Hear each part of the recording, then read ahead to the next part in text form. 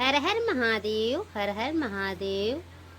श्लोक है कर्पूर्ण गौरम करुणावतारम संसार सारम भुजगेन्द्रहारम सदा वसन्ते हृदयारविन्दे भवं भवानी सहितं नमामि हृदय।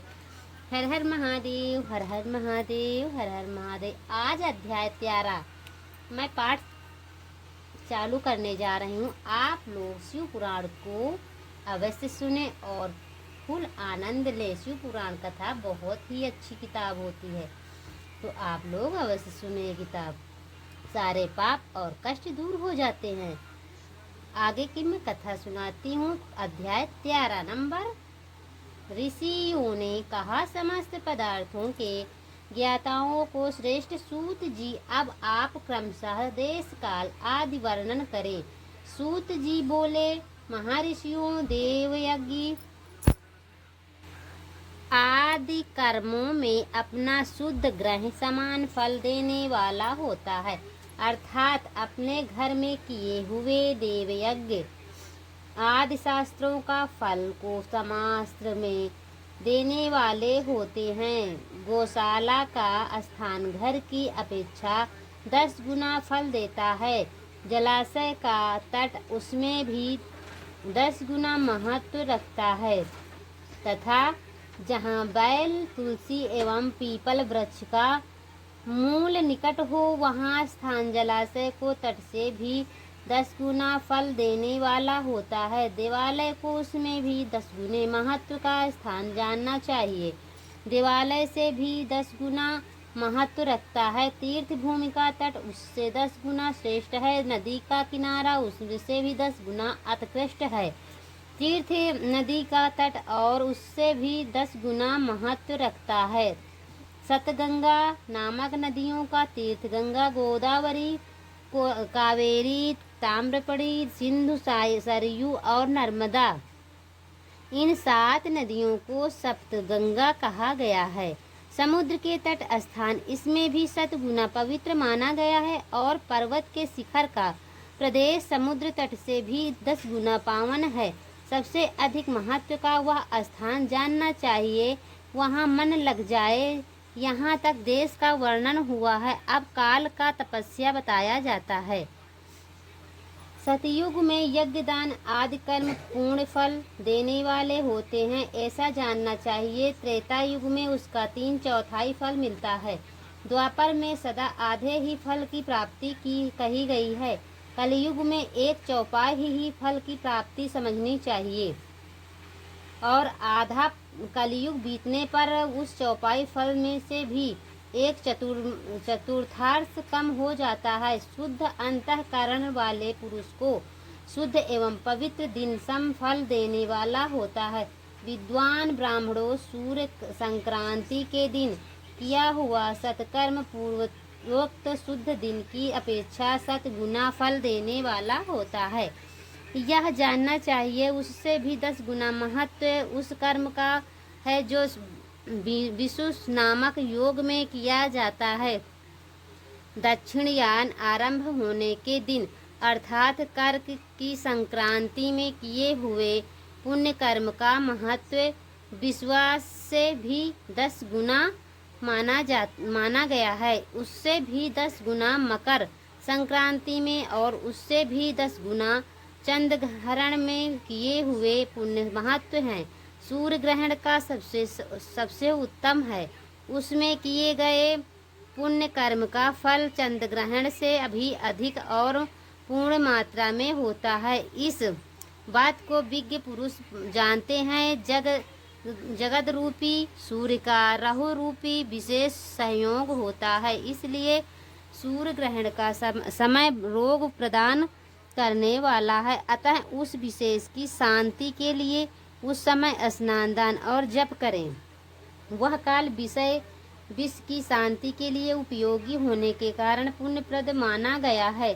जन्म नक्षत्र में के दिन तथा व्रत की पूर्ति के दिन का समय सूर्य ग्रहण के समान ही समझा जाता है, परंतु महापुरुषों को संग का काल करोड़ों सूर्य ग्रहण के समान पावन है, ऐसा ज्ञानी पुरुष जानते मानते हैं।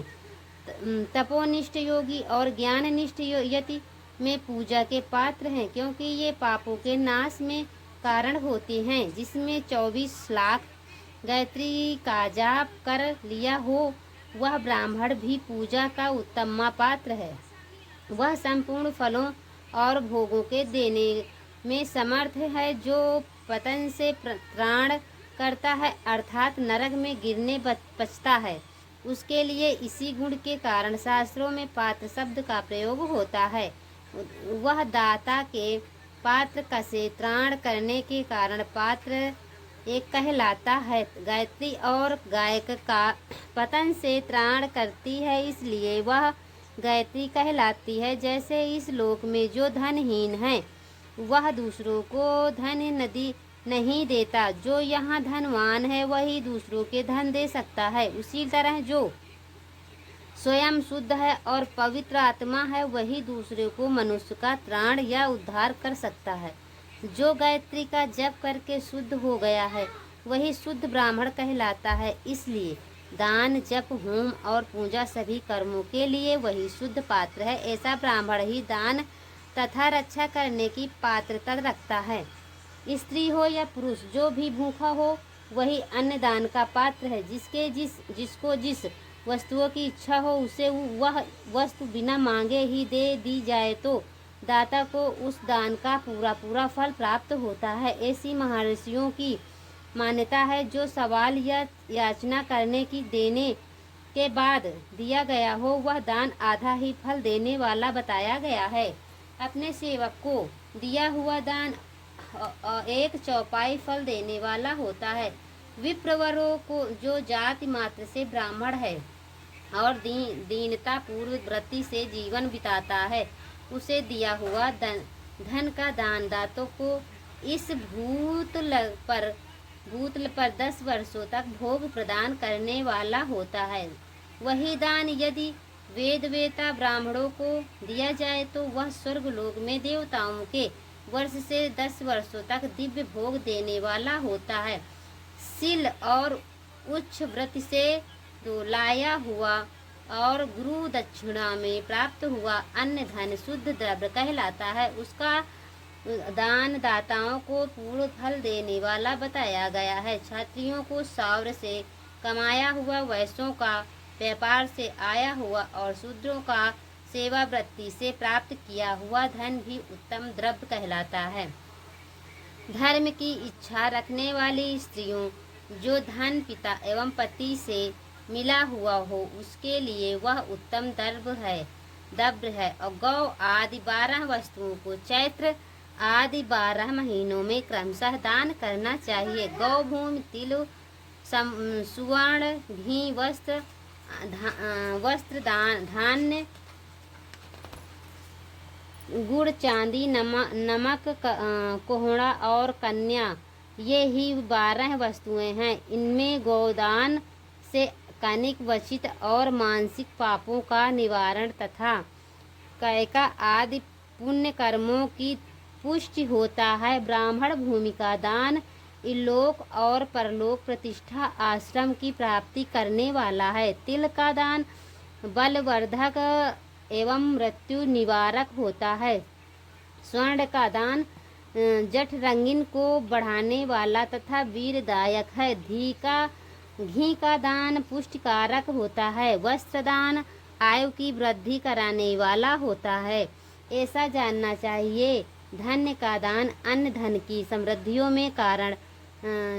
में कारण होता है। गुड़ का दान मधुर भोजन की प्राप्ति कराने वाला होता है। चांदी के दान से वीर की वृद्धि होती है। लवण का दान खंडरस भोजन की प्राप्ति कराता है।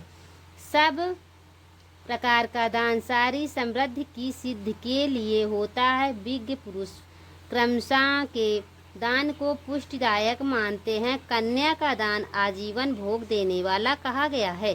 ब्राह्मण को वह लोक और परलोक भी संपूर्ण भोगों की प्राप्ति कराने वाला है। विद्वान पुरुषों को चाहिए कि जिन वस्तुओं से श्रवण आदि इंद्रियों की तृप्ति होती है, उनका सदा दान करें। श्वेत आदि 10 इंद्रियों के जो शब्द आदि इस विषय में हैं उसका दान किया जाए तो वे भोगों की प्राप्ति कराते हैं तथा दिशा आदि इंद्रियों देवताओं संतुष्ट कराते हैं।